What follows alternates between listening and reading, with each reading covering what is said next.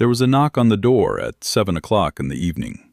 Helen was sitting in the kitchen of her house in the village of Cancal on the coast of Brittany, eating a simple dinner, an omelette with green onions and a slice of goat's cheese. It was October, late October, and it was already dark outside.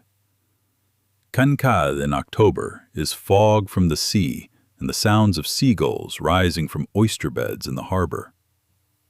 The knock came again, not loud, but insistent.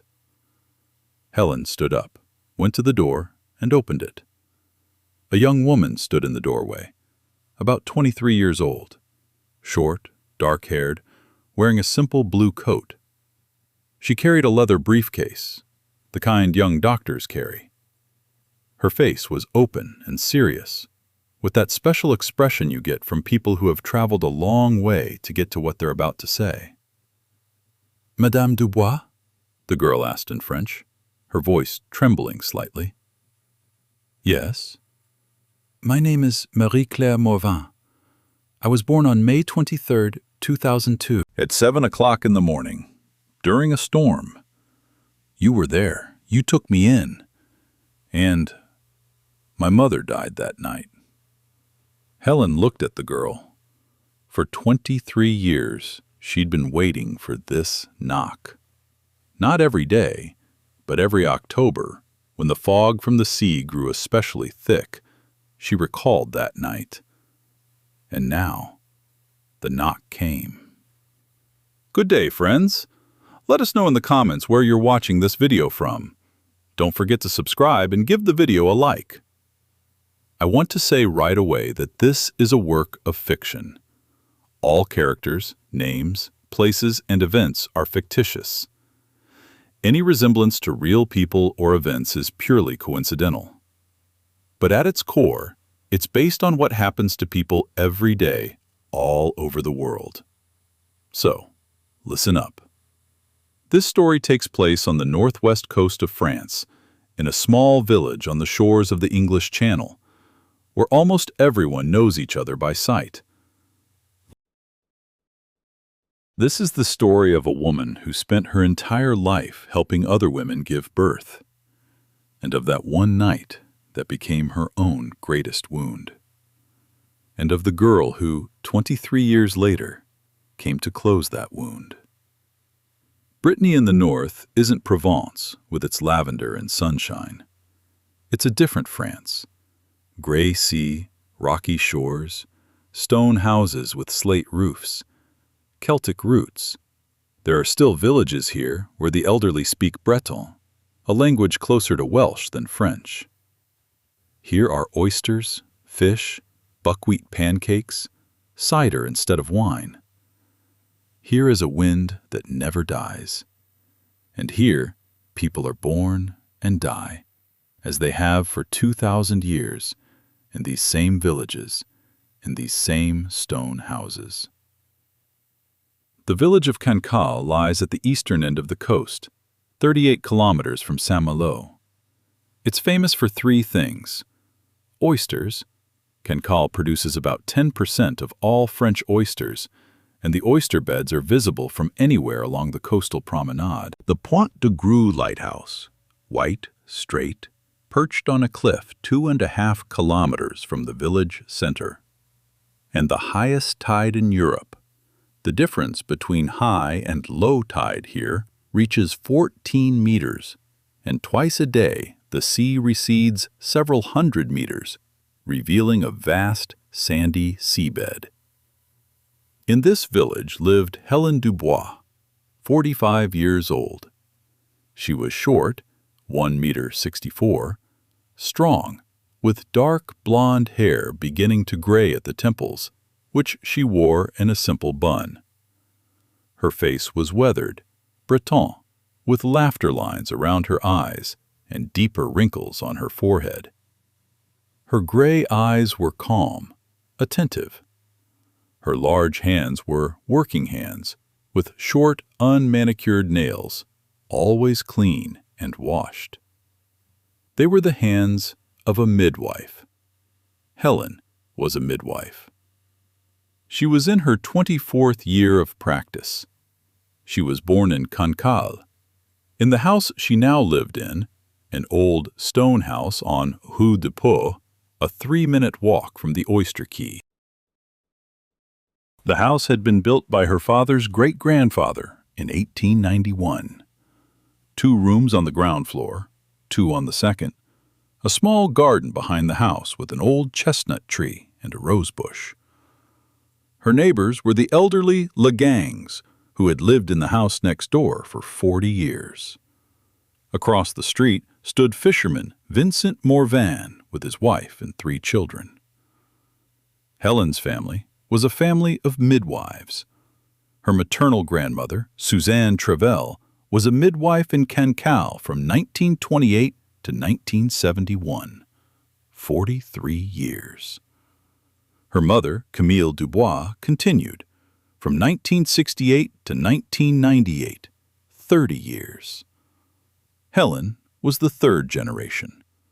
From 1998, when she was 22, she returned from the Rennes School of Midwifery to Cancal to work with her mother. In 2018, her mother retired and Helen worked alone. 24 years. 1,187 children she'd delivered. Helen kept a precise count, not as trophies, but as a memento. Each child was recorded in her thick, leather-bound notebook, which she kept in the dresser in her bedroom. Child's name, mother's name, date of birth, weight, time exactly down to the minute. Sometimes a short note, difficult birth, healthy baby, family from the Corée courtyard. Most of the children in Cancal and the surrounding villages over the past 24 years were born at her hands. This was common knowledge. On the street, people greeted her in a special way, not as a doctor, with respect, but also with warmth. "Madame Dubois," young mothers would say, leading their children by the hand to the store or to school. "Hello, Dr. Helen," said the children, many of whom didn't know that she had delivered them on their first day of life. Helen loved it. It was her job, her life. She never chose anything else. She'd known who she'd be since she was 10.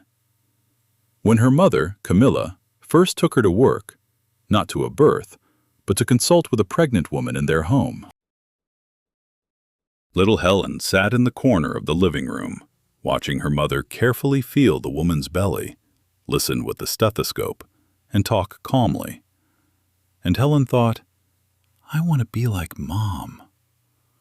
And she did. Helen studied midwifery at the Rennes School of Obstetrics from the age of 18 to 22. It was one of the best schools in France for this profession.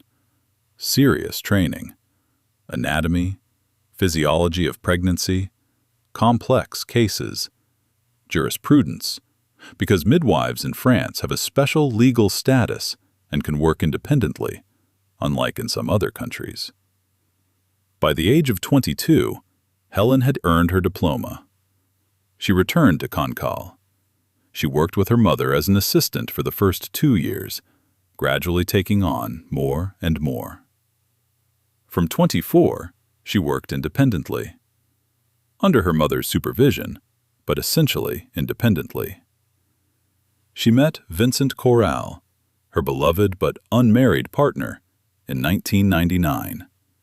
She was 23. Vincent was a gynecologist at the St. Malo Hospital, 10 years her senior. They met at a medical conference in Rennes. It was March of 1999. The conference was called Modern Methods of Obstetrics. Helen went with her mother. Camille insisted that her daughter gain experience through professional meetings. The 2-day conference was held in a large hotel in the center of Rennes. 120 participants, midwives, doctors, and nurses from all over Brittany. Vincent sat in the front row. Tall, dark-haired, wearing an expensive suit, a rarity for a Breton medical meeting, Doctors usually wore simple jackets. Helen noticed him immediately. He asked the lecturers serious questions, specific, professional. It was clear he was an experienced gynecologist who knew his stuff. During a break, Vincent approached Helen's mother. They knew each other through their professional relationships. Vincent sometimes consulted with women from the St. Malo area, and Camille referred complex cases to him. Camille introduced Helen to him. Vincent greeted him formally, nothing special. But Helen noticed his gaze. Attentive, longer than formal. 2 months later, Vincent called Camille. He asked for Helen's phone number. He said he had a case he'd like to discuss with a young midwife interested in modern approaches. Camille, not naive, understood. She gave him the number. Vincent called Helen. They talked for an hour.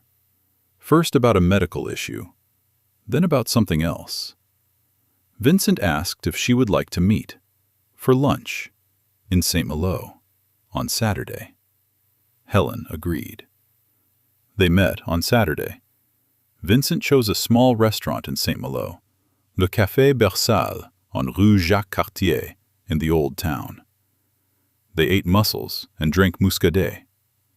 They talked for 3 hours. About work, about Brittany, about how they both ended up there. Vincent wasn't from around here, born in Toulouse, but moved to St. Malo after his residency for work reasons. He was divorced, childless. His ex-wife left him because we weren't a good fit, as Vincent put it, without giving details. Helen liked Vincent. Calm, smart, attentive. Not rushed, not pretentious. They started seeing each other. At first, every 2 weeks. Then, every weekend. Helen would go to St. Malo on Friday evenings and stay until Sunday. Vincent lived in a small apartment on Rue Maclouve in the Old Town, overlooking the old ramparts. 6 months later, Vincent invited Helen to meet his friends. They went to dinner with 2 of his colleagues, Alexei and Natalie, both doctors at the same hospital. Helen was the only midwife among the doctors, but Vincent introduced her respectfully, as a professional. And the dinner itself went well. A year later, Vincent proposed marriage. In January 2001. They stood on the ramparts of St. Malo on a cold January evening, with glasses of mulled wine from a small restaurant nearby. Vincent turned to her. "Helen, I love you. I want to spend the rest of my life with you. Will you marry me?" "Yes." It was simple. No ring right away. Vincent wasn't the kind of man to plan romantic surprises. They chose a ring a month later, a simple silver one with a small sapphire. Inexpensive. Helen liked it. They planned a wedding for July 2002. In Cancal. Helen wanted it. Vincent agreed. A small ceremony, 40 guests, a modest banquet at the Le Coquelin restaurant in the port. But 2 months before the wedding, something began to fall apart. At first, Helen noticed that Vincent had become distant, not cold, but busy. He often said, "I have surgery on Saturday," or "an emergency on Friday." He hadn't come to Cancal for 2 weekends in a row. Helen assumed it was work. The gynecologist has a heavy workload. Then a woman called, anonymously, on Helen's landline in her home in Cancal at 7 o'clock in the evening in March. "Helen Dubois?" "Yes." "I won't name the name, but I want to tell you, Vincent Corral is cheating on you with Alexei, his colleague. This has been going on for 7 years, long before you had an affair. Alexei is married, but they continue to see each other. I know this for a fact because I work at the same hospital. Forgive me for intruding, but you deserve to know." Helen sat at the kitchen table. She stared at the phone for a long time. Then she hung up. She didn't run. She didn't scream. She simply went into the bedroom, sat on the bed, and thought. Alexei. The same Alexei they had dinner with. The same one who smiled at Helen at dinner, said kind things about Vincent, hugged her goodbye. Helen began to cry. Not because of betrayal, because of deception. Because she ate bread with this woman, and this woman smiled, knowing. The next day, Helen went to Saint-Malo, without warning. She went to Vincent's apartment. She had a key. Vincent wasn't home. He was at work. Helen opened the door. She went in, and she found it. In a drawer of Vincent's desk, letters, several of them, from Alexei, with dates, the last one 3 weeks earlier, in March 2002. Helen read a few, then she closed the drawer. She put the key on Vincent's desk, and she left, back to Cancal. When Vincent called her that evening, she didn't answer. When he arrived in Cancal the next day, she opened the door and said, "Vincent, the wedding is off. I know about Alexei." Vincent turned pale. He was silent for a long time. Then he said, "Helen, can we talk?" "Let's talk. Come in." They sat at the same kitchen table where Helen was now receiving Marie Claire. Vincent told them that Alexei was an old romance of his, that he and Alexei had dated before Alexei got married. That was a long time ago, in 1993 or 1994. That Alexei had married a colleague, Thomas, and Vincent had taken that painfully. But they continued, as friends, as colleagues. And in 2001, it began again. Not planned, not because of something bad with Helen, just an old attraction, as he put it. "Helen, I love you. I would like to marry you. But I'll tell you honestly, I'm not sure I can leave Alexei." "Vincent, you're telling me now that you want to marry one woman while continuing to sleep with another? This sounds terrible. That's what's terrible." Vincent was silent.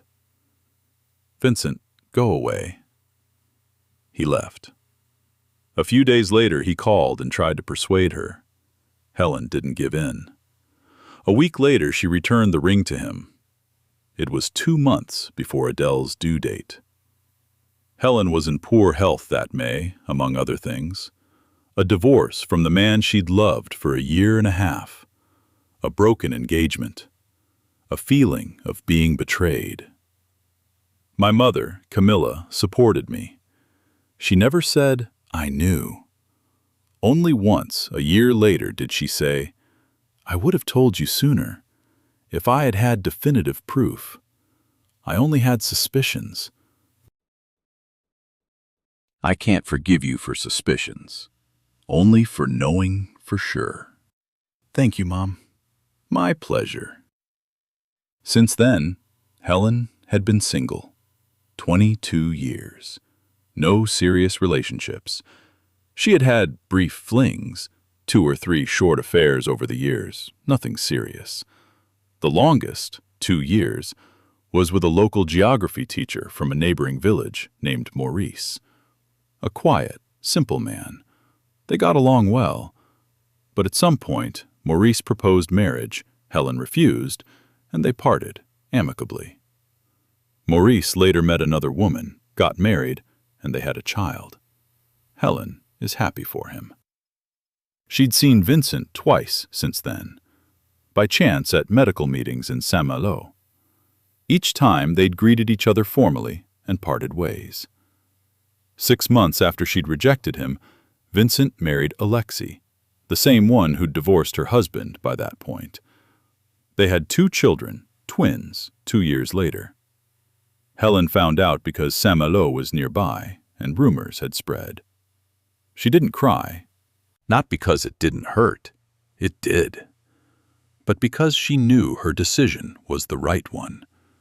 That was the main thing. Since then, Helen had been alone. 22 years. No serious relationships. She had had brief flings, 2 or 3 short romances over the years. Nothing serious. She had stopped expecting great love. This wasn't sadness. It was a calm, accepted truth. She lived in her own house. She worked. She took care of her mother. Camilla lived next door, and in recent years, Helen helped her more and more, with shopping, cleaning, cooking. Camilla was 79. She was strong, but age was taking its toll. Helen loved her life. That was the main thing. Not a perfect life, but hers. With a job that gave her meaning. With a village where she knew everyone. With the sea, which was a 3-minute walk away. But there was one night in all 24 years that wouldn't let her go. That very night, May 23, 2002. A storm. The village of Saint-Mélois-des-Ondes, 8 kilometers from Cancal. A young woman, Adèle Morvan, 23 years old, her first childbirth. At 7 o'clock in the morning, Adèle died from postpartum hemorrhage that hadn't stopped in time. Adèle Morvan was, for Helen, the only death in 24 years of practice. 1,186 children were born healthy. 1,185 mothers returned home alive. One did not. Adèle. And now, in October of 2025, Adèle's daughter stood at Helen's door. Marie-Claire Morvan, 23 years old, a young doctor. She had arrived. "Come in," Helen said. Marie-Claire came in. She took off her coat. She sat down at the kitchen table. Helen brewed tea, simple Breton tea with milk, the way they drink it here. She placed it in front of the girl. "Tell me," Helen said. Marie-Claire told the story. She was the only child of Adèle and Jan Morvan. Adèle died in childbirth. Jan was left with a 24-year-old baby and a 3-hour-old daughter in a small house in Saint-Mélois-des-Ondes. Jan was a fisherman, a simple guy from a Breton family. He worked in the oyster beds of Cancal as a hired hand. For the first 6 months after Adèle's death, everyone helped Jan. His mother, Joanna. Adèle's 2 sisters, both living in nearby villages. Neighbors. The local parish priest. The women of Cancal. They brought food and helped with the baby. Jan hardly left the house.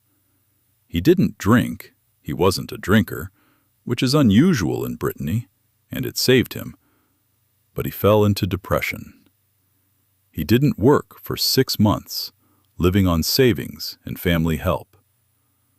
Then, gradually, he began to return, to work, to life. Not to joy, but to functioning. Marie-Claire grew up, in the village. Everyone loved her. The village remembered Adèle, loved her, and Marie-Claire was the village's common child. All her aunts and grandmothers. Jan returned to the sea. Work on the oyster beds continued. When Marie-Claire was 5, Jan met Yvette. She was a nurse at the local clinic, 10 years older than Jan, childless, unmarried. They began dating, slowly, gradually. 2 years later, Yvette moved in with them. 2 years later, they married. Yvette became Marie-Claire's stepmother, but a real one. Marie Claire loved her.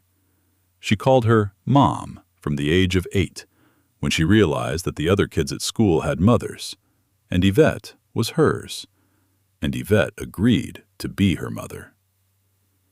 Jan and Yvette had 2 more children, a boy, Loïc, in 2010, a girl, Maëlle, in 2012. Marie Claire was the eldest sister. All 4 lived together in the same house in Saint-Méloire-des-Ondes. Jan told Marie Claire about her real mother when she was 7. Before that, she knew Yvette wasn't her biological mother, that her real mother was different, but not the details. At 7, Jan sat her down on a bench in the garden of their house and told her. Adele, 23 years old, blonde like Marie Claire, loved to sing, sang in the local church choir, loved the sea, loved Jan, died on Marie Claire's birthday. Who took me in? Asked 7-year-old Marie Claire. It was her first question. Not, how did Mom die? But, who took me in? A midwife from Cancal. Her name is Hélène Dubois. Is she good? Very good. She tried everything to keep Mom alive. It didn't work. Not her fault. It was a storm, and help didn't arrive in time. 7-year-old Marie Claire remembered. That conversation took place in the garden of their home in Saint-Méloire-des-Ondes, on a bench next to a rose bush, in April 2009. Jan hesitated for a long time to tell her. Yvette nudged him. Jan, she needs to know. The longer you wait, the more painful it will be. Jan was afraid his daughter would start treating Yvette differently. But Yvette was right. Little Marie Claire listened, nodded, and said, Is Yvette's mother my mother too? Yes, dear, if that's what you think. Then I have 2 mothers, one in heaven, the other here. From then on, every year on May 23rd, the family visited Adele's grave. Little Marie Claire brought wildflowers. At first, those Yvette helped her pick along the way. Then, when she was older, she brought them herself. Adele was buried in the small cemetery in Saint-Méloire-des-Ondes, near the church of Saint-Méloire, in the southern part. A simple stone tombstone with an inscription. Marie Claire, from the age of 8, began asking questions about Adele. Systematically. Sometimes to Jan, sometimes to Yvette, sometimes to Grandma Isabelle, Adele's mother, who lived in Dinan and visited them every 3 months. Isabelle told the most. That Adele sang in the church choir from the age of 12, that Adele dreamed of becoming a teacher, entered the Pedagogical University of Rennes, studied for 2 years, and then met Jan. That Adele loved lemon curd tarts, which Isabelle baked for her every birthday. Marie Claire listened. She wrote down everything she learned in a small notebook she'd started at age 8. My mother. This was her way of having a mother, through the words of others. At 14, the family moved to Dijon. Jan got a job on an oyster farm in Burgundy, Escaut, a large company that farmed oysters in Burgundy. It has a special microclimate for oysters. Offered him a job. The salary was 1.5 times more than in Saint-Méloire. Jan thought long and hard about it. Yvette was in favor of the move. The main reason was that Yvette thought Jan was finding life in Saint-Méloire difficult. He recovered physically, but he saw the village where it happened every day. Marie Claire was against the move. She was 14, the most difficult age. School in Saint-Méloire, friends, everything was familiar. Dijon. It was a different France, a different region, different customs. But in the end, she realized it was important to her father, she agreed. In Dijon, they bought a house in the suburbs, in the village of Chenouf. Marie-Claire went to high school. There, for the first time, she became seriously interested in medicine. The school was better than in Saint-Méloire. More resources, more teachers. Marie-Claire found a biology teacher, Madame Perrin, who noticed her and became her mentor. Madame Perrin, a former pediatrician herself, left medicine for academia for family reasons, but loved teaching. At 16, Marie-Claire told her father, "Dad, I'm going to be a doctor. I already know." "A cardiologist?" "I'm not sure. Maybe. I know. Not a pediatrician. And not an obstetrician. Something adult. Internal organs." Jan supported her. Yvette did too. They helped her prepare for her exams. Marie-Claire graduated from high school in Chenouf with excellent grades. She passed the entrance exams to the Paris School of Medicine, one of the best in France. She was accepted. She left for Paris at 18 in 2020. In Paris, she lived in a small studio apartment in the Belleville district in the eastern part of the city. 45 square meters, 680 euros a month. Jan helped with the rent. She studied hard, receiving a scholarship for her good grades. In her third year, she specialized in cardiology. It was a conscious decision. The heart was what had failed her mother, through a chain reaction of bleeding, shock, and cardiac arrest. Marie-Claire wanted to understand the heart. In her fourth year, she assisted in her first heart surgery. It was an open bypass at the Paris University Hospital. The surgeon, Professor Leroy, was demanding but honest. Marie-Claire handled it. Professor Leroy later said, "Morva, you have talent." Not just technique, but also character. It's a rare combination. And, she continued, unhurriedly, concentrated, with that same inner motive that, all these years, had been sitting inside.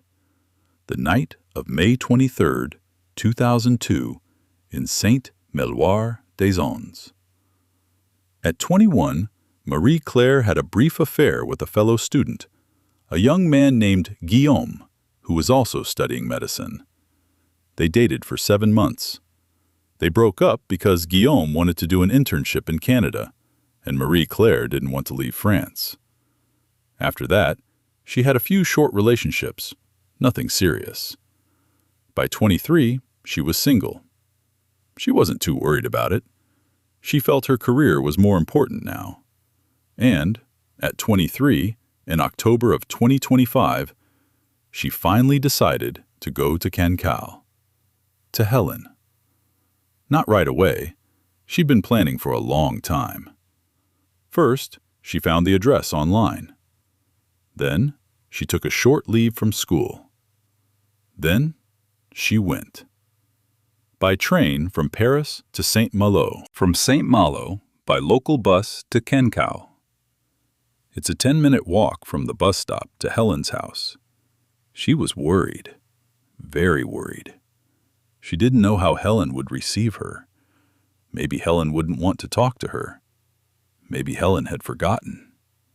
Maybe Helen had changed her address and no longer lived in Cancal. But Helen opened the door and accepted it. It was a moment that changed the lives of both women. Not immediately, but it did. Over the following months, Marie-Claire came to Cancal several more times. In December 2025, for 4 days between sessions. Helen prepared a room for her, a small one on the second floor, the same one where Helen herself had grown up. She made fresh linens. She bought Marie-Claire's favorite food. She had asked beforehand over the phone. "What do you like?" "Chocolate, dark, 90%, and simple biscuits, Breton ones." They spent those 4 days quietly. They strolled around the village. They went to the oyster beds. Helen showed them how to open oysters. Marie Claire, for the first time in her life, opened her own oyster. She cut her finger slightly and laughed. "Helen, you know what's funny?" "What?" "I was born in a village 8 kilometers from here, and I've never been to Cancal before. My family moved from Saint-Mélois to Dijon. My father got a job on an oyster farm there when I was 14, and I've never even been here before." "Why did your family move to Dijon?" Marie Claire thought about it. "Papa didn't say it directly, but I think it was to be away from Saint-Mélois, from all the memories, from Adèle's grave. She's buried in Saint-Mélois. We used to go there once a year before we moved. Afterward, every 3 or 4 years. Papa simply couldn't stand it, seeing the village where it happened every day." Helen nodded. She understood. "And you, were you at the grave?" "Every time we come, yes. Tomorrow I was thinking of going. If you want, we can go together." Helen thought for a long time. "Let's go, Marie Claire. I've never been there." "Never?" "Never. I couldn't. It was too painful. But now, with you, maybe I can." Helen looked at the girl for a long time. In her face, she saw Adèle. Not exactly, but similar. The same fair skin, the same gray-blue eyes, the same slightly tilted head. "Marie Claire," Helen said, "thank you." "Thank me?" "For coming, for choosing me to find you, after 23 years. Not everyone does such things. This is a mature decision, a serious one." "I wanted to sooner. Dad said, wait. First, finish school. Then, complete your course. First, be yourself. Then, go to that woman." "Dad is a smart man." "Dad is the best thing in my life. He raised me, together with Yvette. They are both real parents. But Adèle, she is my mother too. And you are a part of her. You saw her last minute of life." Helen closed her eyes, and, for the first time in 23 years, she allowed herself to remember. That night. To the end, without compression. May 22nd, 2002, evening. Camille, Helen's mother, received a call at 6 in the evening. A pregnant woman in Saint-Mélois-des-Ondes, Adèle Morvan, first labor. Her waters broke at 3 in the afternoon.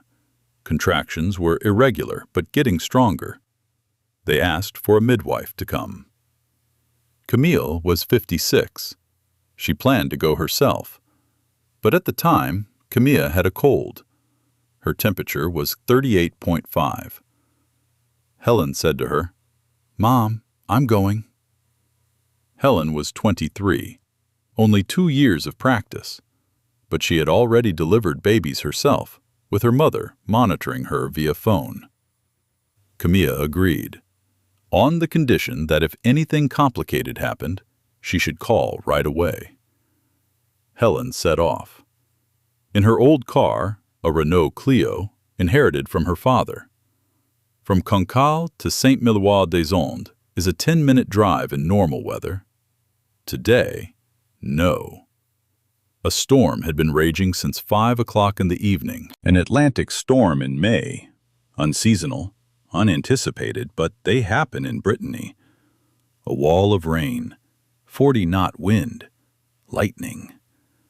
Helen drove slowly. The windshield wipers were at maximum, but they couldn't keep up. Visibility was 20 meters. The road was covered in knee-deep puddles. On the exit from the D201 onto the road to Saint-Médard, Helen almost got stuck. The car stalled. Helen stepped out into the rain and gave it a push.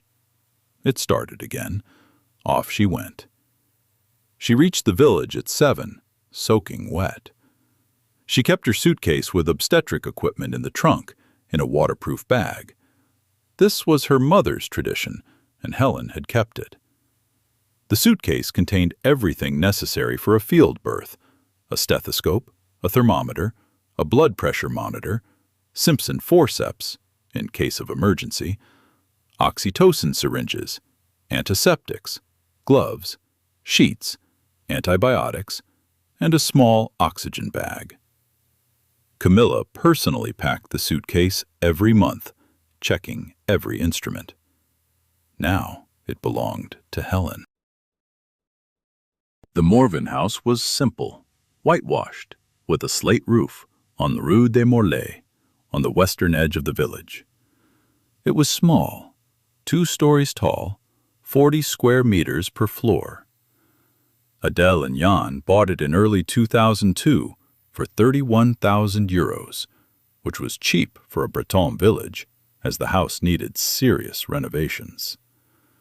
They had just moved in 3 weeks ago. On the second floor was the children's room, which they had already prepared: blue walls, a small crib, a closet with children's clothes. Adele met her at the door. 23 years old, fair-haired, slender, wearing a simple dressing gown. Her face was tense with pain. Jan was nearby, also 23, wearing a sweater and trousers, frightened, unsure of what to do.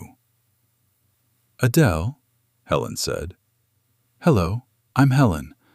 I'm a midwife from Cancal. Everything will be fine now."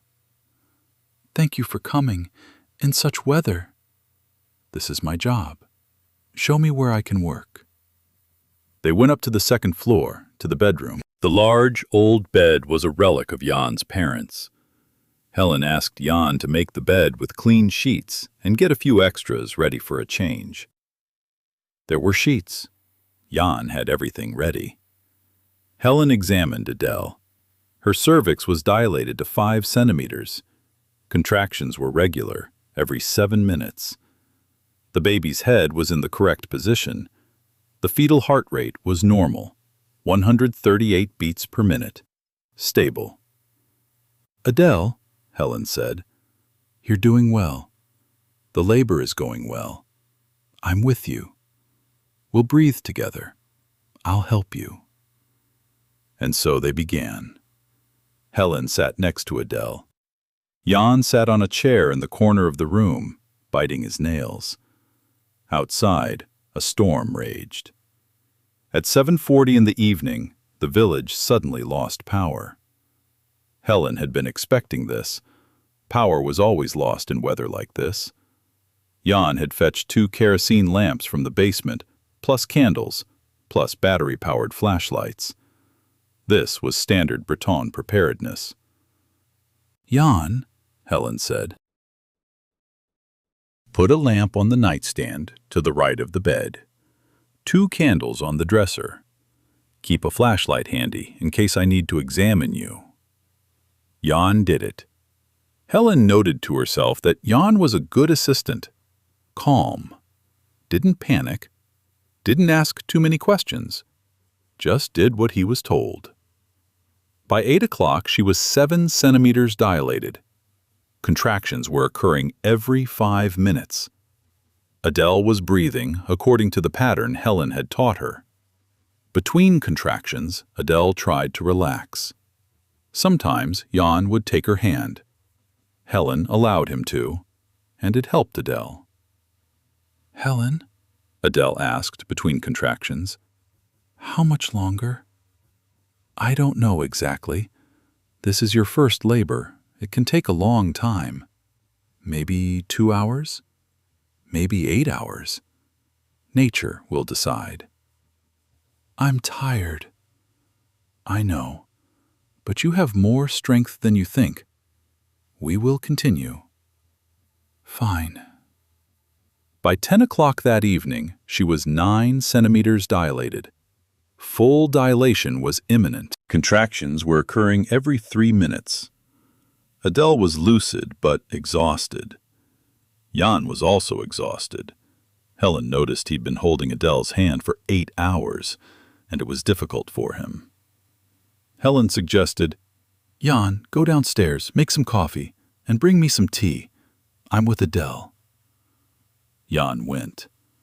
Helen thought it would give him a break, and at the same time, Adele would feel better without the stress of her husband watching. Jan returned 10 minutes later with coffee for everyone and tea for Helen. Jasmine. Helen drank it. Thank you. At 11 o'clock that night, Helen called Camille for the first time. It was on the Morvan landline. The phone line was still working, despite the storm. Mobile service in Saint-Médard-des-Ondes was already almost non-existent, but the landline was still working. Mom, dilation is 10. Full. We're starting pushing now. Adele is tired, but fine. The baby is fine. Okay, go on. Call me if anything happens. Fine. By 1 o'clock in the morning, the pushing had been going on for 2 hours. Adele was exhausted. Each push took a lot of energy. Helen was monitoring the fetal heart rate. The rhythm remained normal, but Helen saw signs. The baby's head wasn't moving forward. Stuck at a mid-level. This was what obstetricians call a secondary arrest of labor. It's not critical, but it requires attention. Sometimes the head gets stuck due to an incorrect position. Sometimes it's due to maternal fatigue. Sometimes it's due to the size of the fetus. Helen called Camilla a second time. It was around 2 in the morning.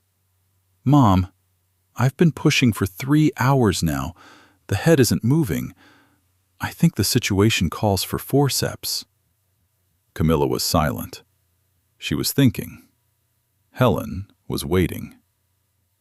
Helen, how much experience do you have with tongs? On mannequins at school, 22 times. On a real woman in labor? Never. And now you have to. Yes. Helen, listen to me. Use the forceps only after full dilation. You've got that. The head should be at mid-height. You've got that. It's there. Follow protocol. If the forceps don't work, call an ambulance and don't try twice. Understood? It's clear. And, Helen, you can do it. I believe in you. Thank you, Mom. Helen hung up and walked over to Adele. Adele, listen to me. I'm going to use forceps to help the baby come out. It's safe. It's standard procedure in these cases. It might be a little uncomfortable, but it won't hurt. The pushing will distract you from the sensation. Do you agree?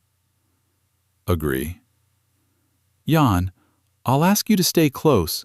Help hold Adele's hand, and, if I say so, fetch the tools I'll put on the right side of the nightstand. Do you agree? Yes. Helen took the tongs out of her suitcase. She sterilized them over a kerosene lamp, an old method her grandmother had taught her. Not optimal by modern standards, but it worked in the field. Adele saw the tongs. She wasn't afraid. She was too exhausted. Helen used forceps, carefully, slowly, according to protocol. The baby's head, she felt it through the forceps, was in the right position, just stuck. Helen, gradually, with each successive push of Adele, helped the head advance. At 7 o'clock in the morning on May 23, 2002, a girl was born, Marie Claire. 310 grams, 49 centimeters, healthy. She screamed immediately, loudly, truly. Helen cut the umbilical cord and handed the baby to Jan, who began to cry. Adele smiled through her exhaustion.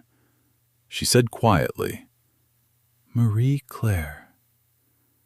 It was the name she and Jan had chosen months before the birth, in honor of Adele's grandmother who had raised her. And it began. Postpartum hemorrhage. Atonic. The uterus was not contracting. Helen did everything she was supposed to. Uterine massage, vigorous, rhythmic, through the abdominal wall.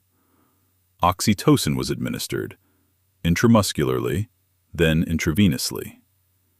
After 20 minutes, it got worse. Helen tried packing the uterus with sterile pads.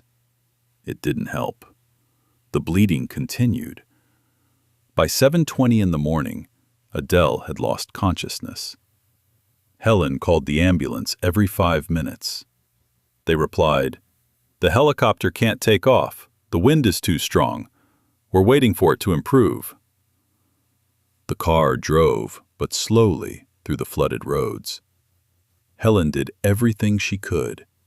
She administered another dose of oxytocin. The methylergometrine she had in her suitcase, a serious drug used only in extreme cases, didn't help. Adele's consciousness sank deeper and deeper. In one of her last conscious moments, 5 minutes before she completely lost consciousness, Adele opened her eyes. She looked at Helen, not at Jan, at Helen.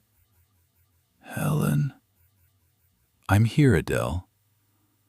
Please, take care of my girl." "Adele, you will survive. I am with you." "Please." "Okay, Adele, I promise. I will take care of her. Always." Adele closed her eyes. A few minutes later, she lost complete consciousness. Helen continued to struggle. CPR, artificial respiration, heart massage. Everything Helen knew how to do as a midwife, she did. 15 minutes. 20. To no avail. At 8 in the morning on May 23, 2002, Adele Morvan died. In Helen's arms. From postpartum atonic hemorrhage that wasn't stopped in time. The ambulance arrived at 8:20. It was already late. Helen remembered Jan, how he stood in the doorway of the room, with little Marie Claire in his arms. Helen had handed her to him when she realized Adele was dead, not out of cruelty. Someone needed to hold the baby. Jan took his daughter. He stood there. He looked at his dead wife. He didn't cry then. The crying came later, an hour later.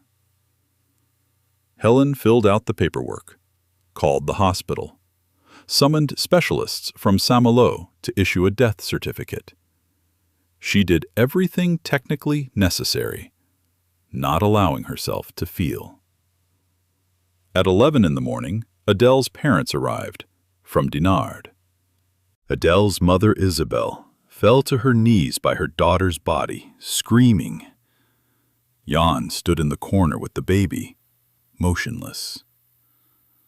Helen tried to explain to Adele's parents what had happened.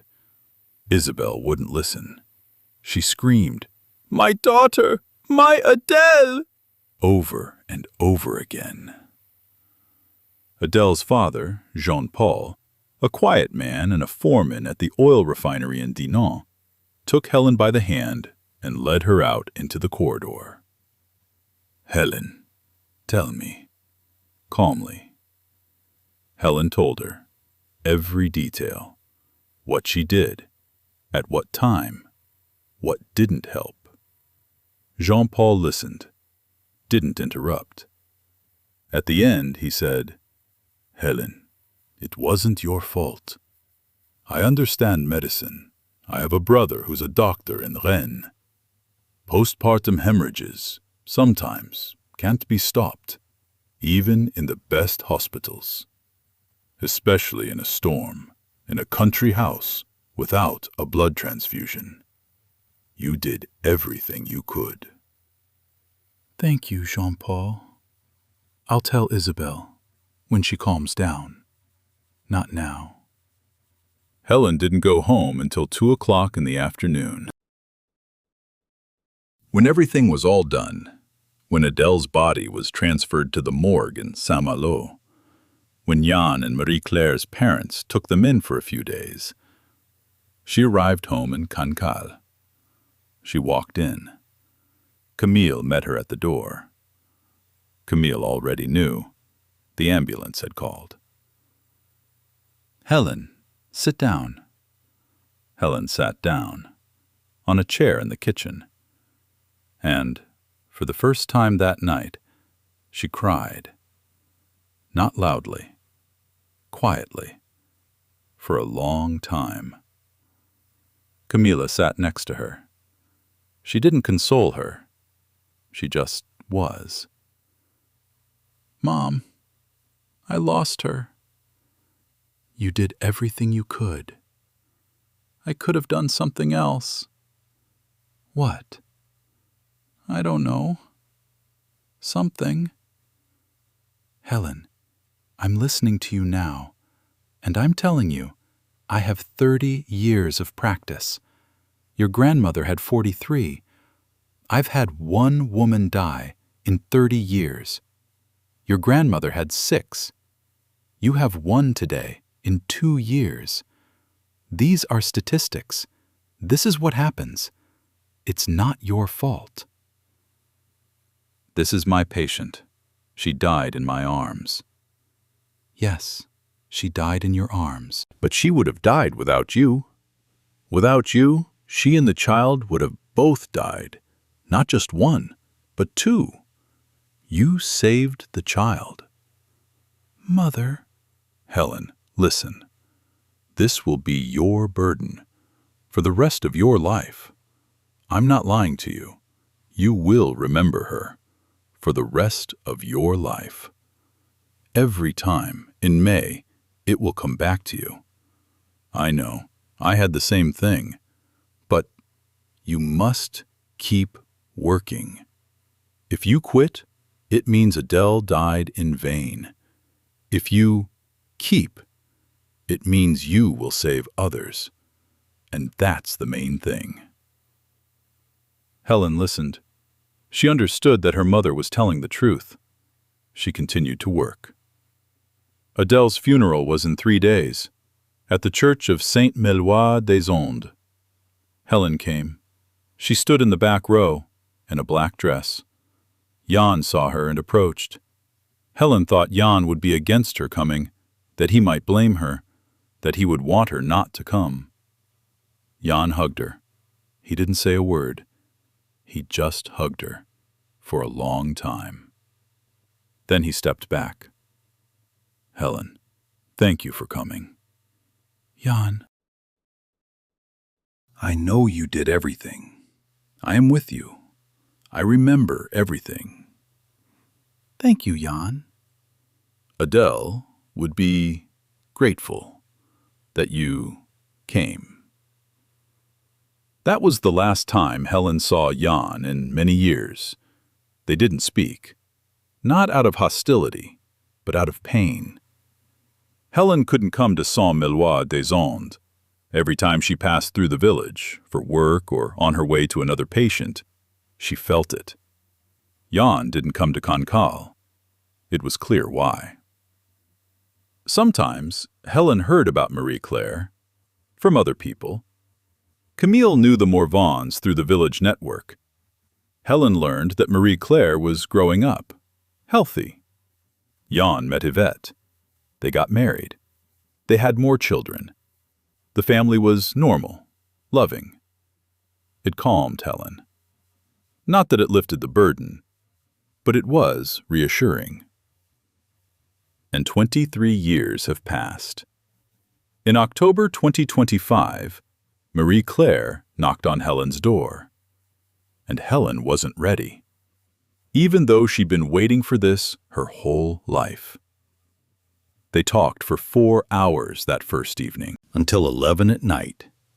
Helen told Marie Claire everything, about the night, about exactly what happened, about what Adele said before she died. Adele, in one of her last conscious moments, looked at Helen and said, Helen, please take care of my girl.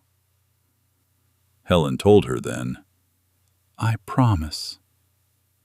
And all her life she carried this promise within herself, not knowing how to fulfill it, because there was no open opportunity. And now Marie Claire sat before her, and Helen could finally do something. At least be. At least listen. At least answer questions. Marie Claire listened, and cried too, quietly. Helen gave her some handkerchiefs. They were in the kitchen dresser, especially for guests. Helen, did Mom say this before she died? These were her last conscious words. Afterwards, she lost consciousness and never opened her eyes again. Thank you for preserving these words all these years. I wore them like I wear my midwife's license. They were the most important thing I took away from that night. And now I'm passing them on to you. They're yours. Marie Claire nodded. Helen, I want to ask you, do you have children? No. Never happened? I can't. It was said at 18. And what kind of relationship did you have? There was one person, Vincent. It didn't work out. Do you regret it? Helen thought. No, sometimes I think about it, but I don't regret it. I had a different life, with work, with 1,000 children I adopted. I'm not their mother, but I was the first pair of hands that held them. It's a special kind of kinship, not motherhood, but not emptiness either. Helen, I think you don't regret it because you're a big woman, bigger than many mothers who have children. You, all these years, carried my mother inside you. That's no small thing. Helen, for the first time that evening, began to cry. Not loudly, quietly. Thank you, Marie Claire. My pleasure. Marie Claire left the next morning for Paris. The train went via Saint-Malo. Helen saw her off at the small Cancal station. They hugged. Marie Claire promised to call when she arrived. Helen returned home. She sat in the garden, in the October cold, wearing only a jacket. And for the first time in 23 years, she felt the large stone inside her chest grow smaller. Not disappear, but smaller. It was a release she hadn't expected, and one she hadn't dared hope for. Camille, Helen's mother, learned of Marie Claire's visit the next day. She was living alone in the house next door, 79 years old and somewhat frail. Helen came to her in the morning, as usual, bringing breakfast. She sat across from her mother in the kitchen. Mom, I had Marie Claire Morvan here yesterday. Camille looked up and looked at her daughter for a long time. Adele's daughter? Adele's daughter. Tell. Helen told me about the knock, about the conversation, about Marie Claire choosing medicine because of that night. About her coming to thank me. Camilla listened. When Helen finished, Camilla nodded. Helen, I've been waiting for this moment my whole life. For you. I knew that sooner or later someone from this family would come to you. I hoped it wouldn't be Jan in grief. Someone calmer, so that you could feel better. Thank you, Mom. And I'll tell you, I wanted to go with you to Adele's funeral in 2002, but I was sick with a fever. If I had been healthy, I would have come, and I would have stood next to you, so that you would feel better. I know, Mom. Now, everything is fine. It's better now. They sat in silence, an elderly mother and a grown daughter, both midwives, both carrying stories the world usually doesn't see. In the following months, Marie-Claire did indeed come to see Helen. In December 2025, for 4 days between sessions. Helen prepared a room for her, a small one on the second floor, the same one where Helen herself had grown up. She made fresh linens. She bought Marie-Claire's favorite food. She had asked beforehand over the phone, "What do you like?" "Chocolate, dark, 90%, and simple biscuits, Breton ones." They spent those 4 days quietly. They strolled around the village. They went to the oyster beds. Helen showed them how to open oysters. Marie-Claire, for the first time in her life, opened her own oyster. She cut her finger slightly and laughed. "Helen, you know what's funny?" "What?"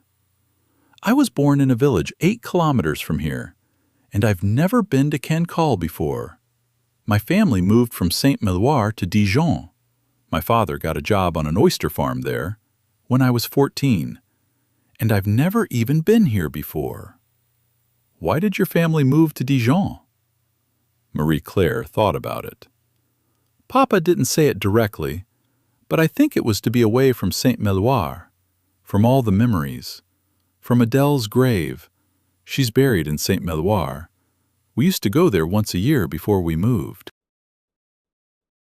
Afterward, every 3 or 4 years. Papa simply couldn't stand it, seeing the village where it happened every day. Helen nodded. She understood. "And you? Were you at the grave?" "Every time we come, yes. Tomorrow I was thinking of going. If you want, we can go together." Helen thought for a long time. "Let's go, Marie-Claire. I've never been there." "Never?" "Never. I couldn't. It was too painful. But now, with you, maybe I can." The next morning they set off. In Helen's car was her new Renault Captur, which she bought in 2022. 8 kilometers. On the way, Helen was silent. Marie-Claire, too. They were driving, the same D201 road Helen had driven on in a storm 23 years ago. It was a clear December day, sunny and cool. The road was dry and calm. On either side were gray fields, bare trees, and small stone walls separating plots of land. Helen drove slowly. She wasn't in a hurry. "Helen," Marie-Claire said at some point, "is this the road you were driving on then?"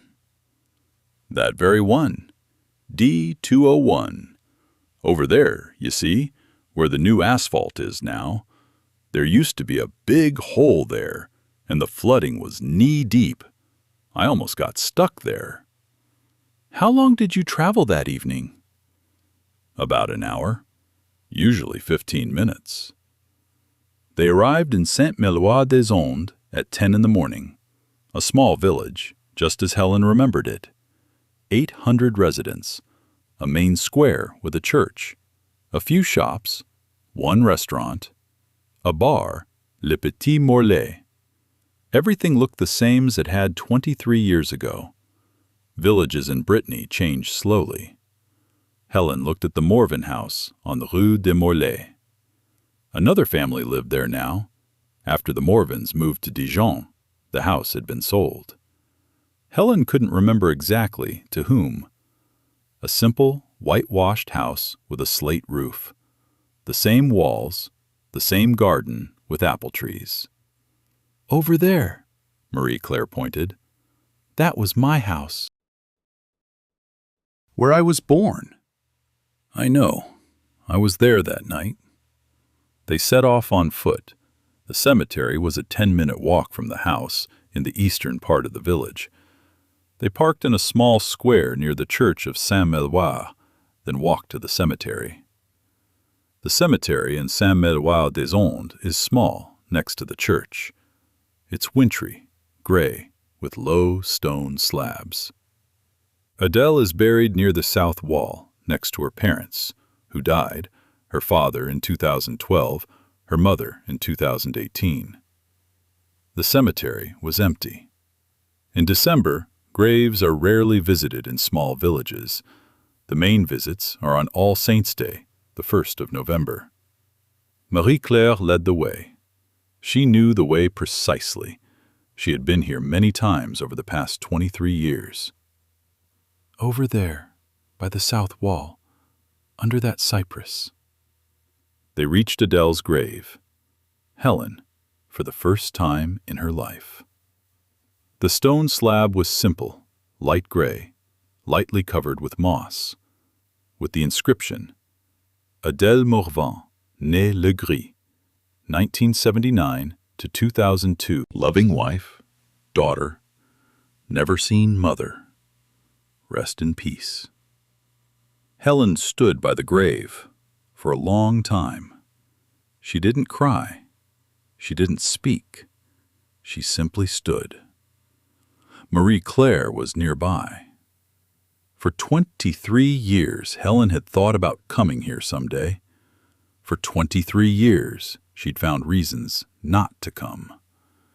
And now she stood there, unsure of what she felt. There wasn't a simple feeling. There was a large, heavy, multi-layered thing inside her. Marie-Claire took a small bouquet of snowdrops from her pocket, the ones she'd bought at the Saint-Malo market the day before. She placed them on the grave. Mom, I brought Helen to you. She came after 23 years, and I want you to know she's a good person. She hasn't forgotten you. She carried you inside her all these years, just like I did. Helen began to cry, quietly, not holding back as before, but not loudly either, simply letting the tears flow. Adele, Helen said, 23 years have passed. Your daughter has grown up. She is a doctor. She is a good person. She came to me. That was your last request. I heard it. 23 years later, I can tell you, I have fulfilled it. Sleep well. They stood there for another 15 minutes, silently. Marie-Claire put her arm around Helen's shoulders. They stood together. As they were leaving, Helen turned to the grave for the last time. Adele, I'll come. Sometimes. Now, I can. And off they went, through the December cemetery, to the parking lot, to the car, to life. In the car, on the way back to Cancal, Marie-Claire called her father. Dad, I was at Mom's grave, with Helen. She came, for the first time in 23 years. Jan, on the other side, was silent for a long time.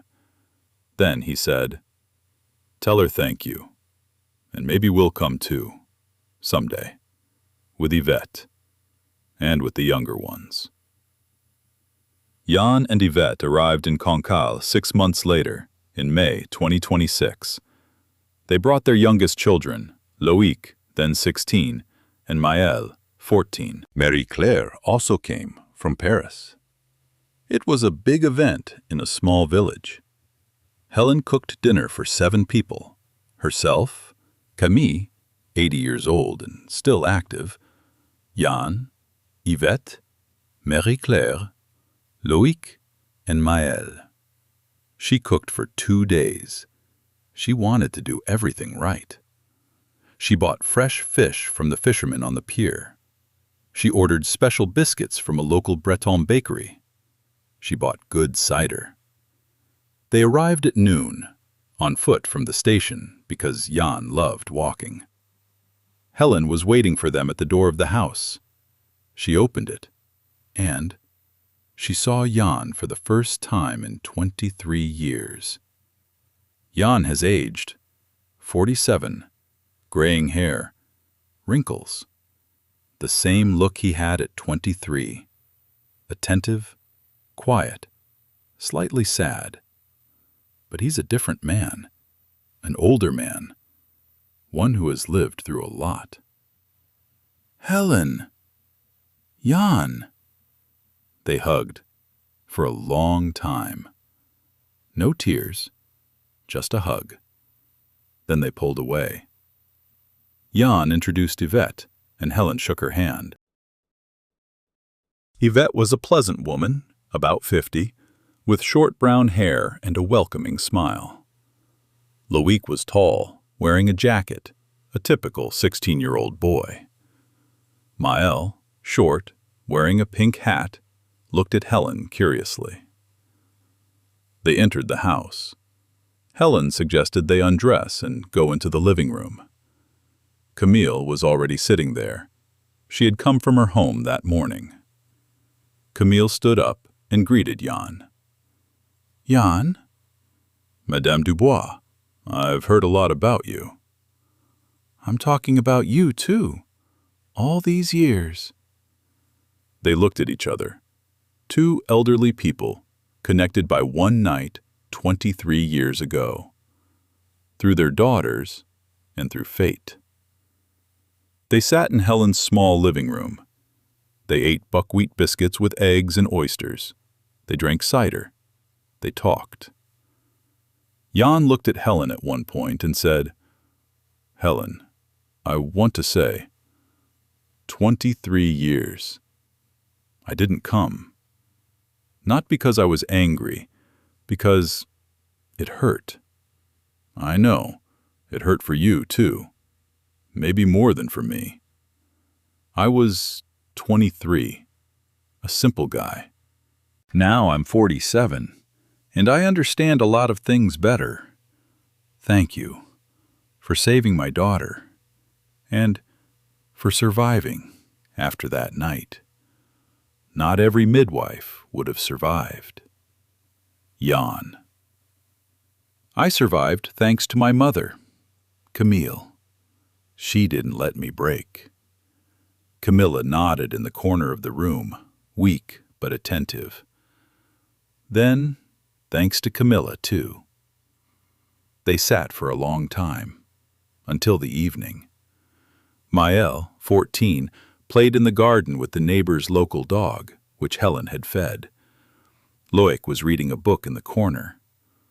Jan and Yvette talked with Helen about life, about work, about how Dijon differs from Brittany. Helen, Jan asked at one point, You never tried to meet me? All these years? Once, 2 years after the incident. I was traveling to Saint-Malo for work and passed through Saint-Méloire. I stopped at your house. I stood on the street for 10 minutes. I didn't dare knock. Helen. I didn't know how you'd react. I was afraid that I'd see you again and things would be bad.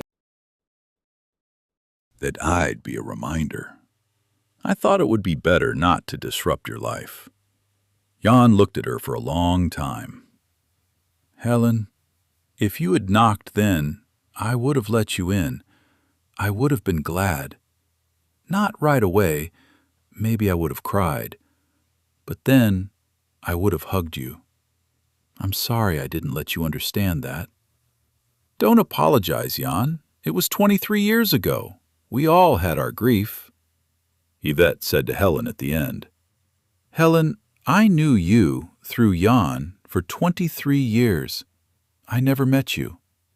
I want to say thank you, not just for Marie Claire, for Jan being able to move on through something that you did right. If you had made a mistake, he wouldn't have recovered. I wouldn't have met him. Loïc and Maëlle wouldn't have been born. Thank you. Helen listened. She understood. Yvette was right. One job done right on that terrible night had impacted 4 lives over the course of 23 years. Jana, Yvette, Loïc, Maëlle, plus Marie Claire. 5. And that was the main thing. After their visit, Helen felt something open within her. Not joy, but something deeper. Peace. The peace that comes when wounds you've carried for so long begin to heal. She returned to work with renewed vigor. That summer, 2026, Helen delivered 34 children, her highest annual result since her 9th year of practice. Not because she worked more, but because she worked better, with more freedom, with less shadow. In 2027, Helen received an invitation from the Rennes School of Midwifery to become a visiting professor, once a month for 1 day. The topic was challenging cases in the field. They wanted her experience, her story, her wisdom. Helen agreed, on the condition that she also talk about Adele's night. Not for drama, but for education. About how, even when you do everything right, sometimes you can't save. About how to survive as a midwife after loss. About how this isn't the end of a career. It's a formative event that, if you endure it, makes you a better person. The students at the Rennes School listened. At first, with caution, as all young midwives listen to stories of death in childbirth. Then, with respect. Several students came to see her personally after her lectures, to talk. Helen answered their questions. It was her way of conveying what she had learned from Camille. In 2028, Camille, Helen's mother, died. She was 82 years old, peacefully in her sleep. Helen was by her side until her last day. She buried her mother in Cancal, in the local cemetery, next to the grave of her husband, Helen's father, who died in 2010. It was a difficult 2 months, but Helen was ready for it. Camille had prepared her for 20 years. After her mother's death, Helen considered leaving her practice. She was 48 at the time. She could have retired or semi-retired. But she decided to continue. Because Cancal needed a midwife, and she wanted one. Marie Claire graduated from the Paris School of Medicine in 2026. She received her diploma. She began a residency in cardiology at the Rennes University Hospital for 5 years. This was a joy for Helen. That Marie Claire returned to Brittany, that they could see each other more often. They began seeing each other every 3 or 4 months. Sometimes Marie Claire would come to Cancal for the weekend. Sometimes Helen would go to Rennes for dinner with Marie Claire in her small apartment. They didn't become mother and daughter. They didn't try. But they became something special. Something between a godmother and a younger friend. Between the connection of the past and the connection of the present. Every anniversary, May 23rd, Marie Claire called Helen. At first, the calls were short. Simply, "Helen, how are you?" "Marie Claire, I'm fine. And you?" Then, longer ones, with conversations about work, about Jan and Yvette, about Marie Claire's little brothers, about what they were doing that day. One day, in 2028, on the 26th anniversary, Marie Claire came to Cancal especially for that day. She and Helen went to Saint Meloire, to the grave. They laid flowers. They sat on a bench near the grave for an hour, silent. Occasionally, they chatted about small, ordinary things, not about death, about life. It became a tradition. Every May 23rd, he and Marie Claire met. Sometimes in Saint Meloire. Sometimes Jan and Yvette came too. Sometimes Isabelle, Marie Claire's maternal grandmother, who was still alive. She died in 2021, but before that, she came every year from Dinant. Gradually, Adèle's grave became a place visited by several people, not just Jan. In 2028, Camille, Helen's mother, died. She was 82 years old, peacefully in her sleep. Helen was by her side until her last day. She buried her mother in Cancal, in the local cemetery, next to the grave of her husband, Helen's father, who died in 2010. It was a difficult 2 months, but Helen was ready for it. Camille had prepared her for 20 years. After her mother's death, Helen considered leaving her practice. She was 48 at the time. She could have retired or semi-retired, but she decided to continue. Because Cancal needed a midwife, and she wanted one.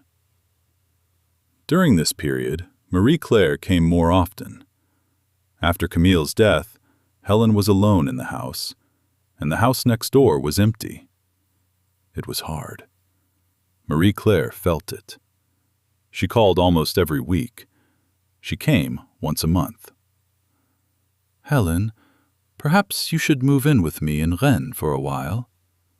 No, darling. I need my job. Cancal, my home. I can handle it. Okay, then I'll come visit more often. Thank you. Marie Claire completed her residency in 2031. She became a board-certified cardiologist at the age of 29. She landed a permanent position at Rennes University Hospital, and at the same time, she joined Doctors Without Borders. In 2032, Marie Claire left for Africa for 4 months, to Chad, to work in a field hospital. Helen saw her off at the Rennes airport. They hugged. Helen gave Marie Claire a small wooden talisman that she had carried in her pocket for 20 years. A small carved Saint Christopher, the patron saint of travelers. Take it. It brought me 20 years of work without any major losses, except for one. Maybe it will help you too. Helen. Come back alive. I will try. Marie Claire returned 4 months later, alive, with many stories to tell. She sat with Helen in Cancal and told her stories about the refugee camp in Chad where she worked, about the children she treated, about a local doctor named Adam who taught her so much, about those she couldn't save. This was her first encounter with medical deaths. Helen, I understand now. What do you understand? What you've been through. I lost 3 children in Chad. Children with infections that in Europe take a week to treat. There, without the equipment, nothing. I did everything I could. And one by one, they died. In my arms, like Adèle in yours. Marie Claire. And I understand now what it's like, not as an observer in your story, but with my own hands. This burden, this inability not to ask yourself, what else could I have done? This is what you carried for 23 years. Helen took her hand. Marie Claire. You are now a doctor, For real. Not just in your diploma, but in your character. Because of this price. Yes. I love you, darling. And I you. It was the first time they'd said it to each other out loud. Not as mother and daughter, but as two people who'd been through the same thing, 2 generations and one stormy night in 2002. Marie-Claire continued to visit Doctors Without Borders every 2 years for 3 or 4 months. Benin, Yemen, Bangladesh. Each time she returned to Helen. Each time they talked for a long time. Helen is now 51. Not 52, not yet. Her birthday is in April.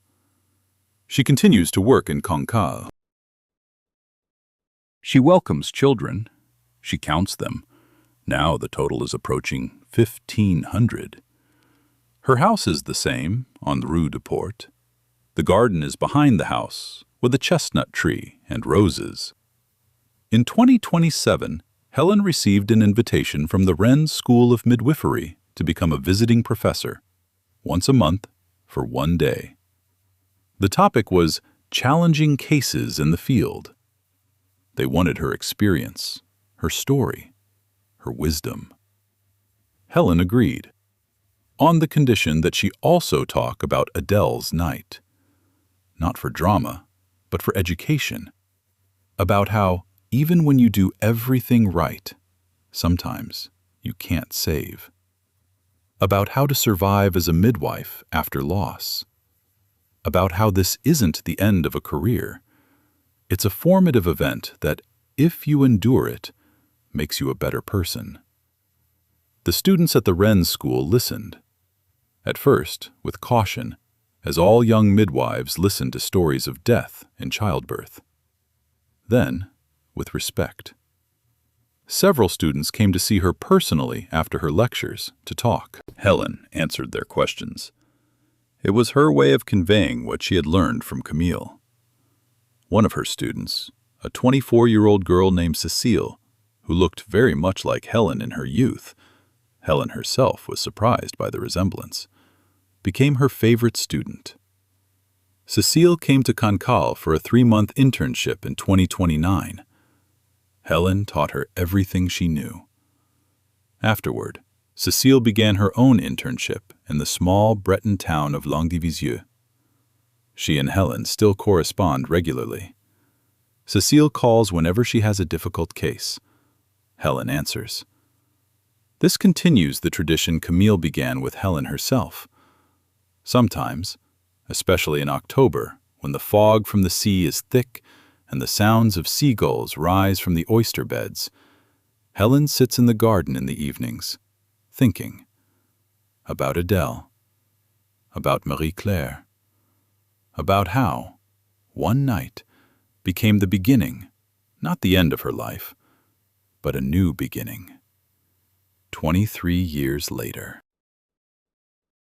Through a knock on the door at 7 in the evening. This is not justice. This is not a fairy tale.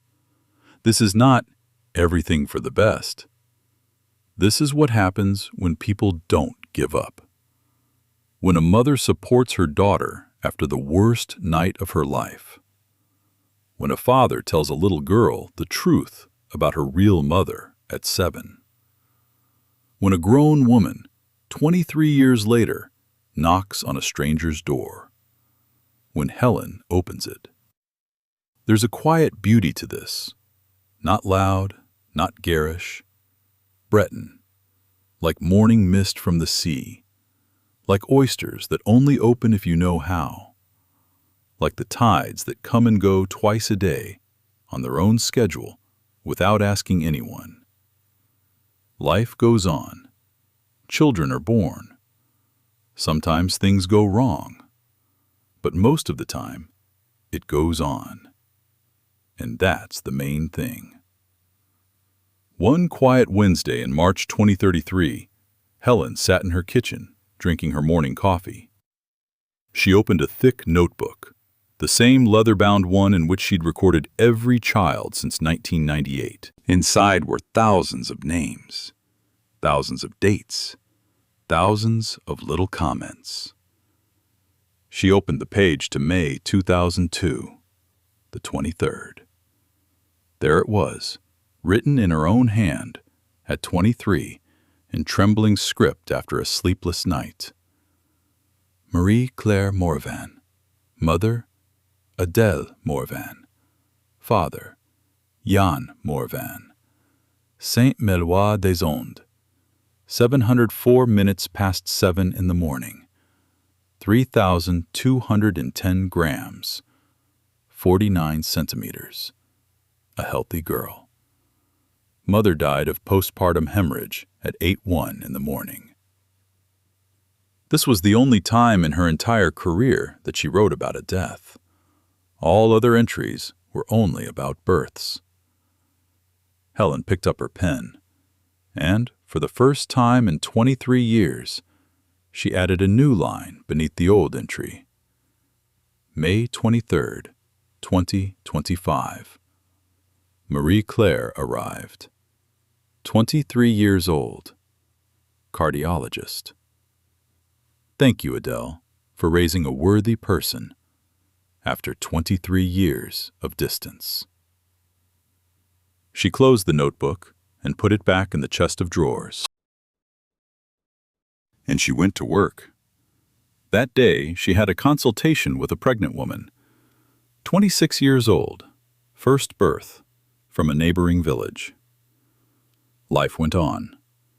Psychologists and sociologists studying the phenomenon of delayed gratitude, situations in which people return to those who helped them in childhood or through difficult circumstances many years later, note that such encounters have an enormous therapeutic effect, not only for those giving thanks, but also for those receiving it.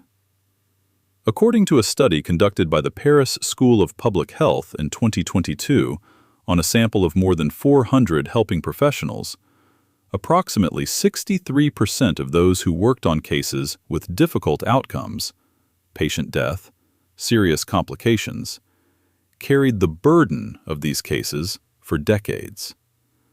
And approximately 28% of them found relief when surviving relatives or the patients themselves later expressed gratitude for their efforts. Sociologists note that such stories reveal one important truth. Working in the helping professions isn't just something we do for others. It's something we do for ourselves without even realizing it.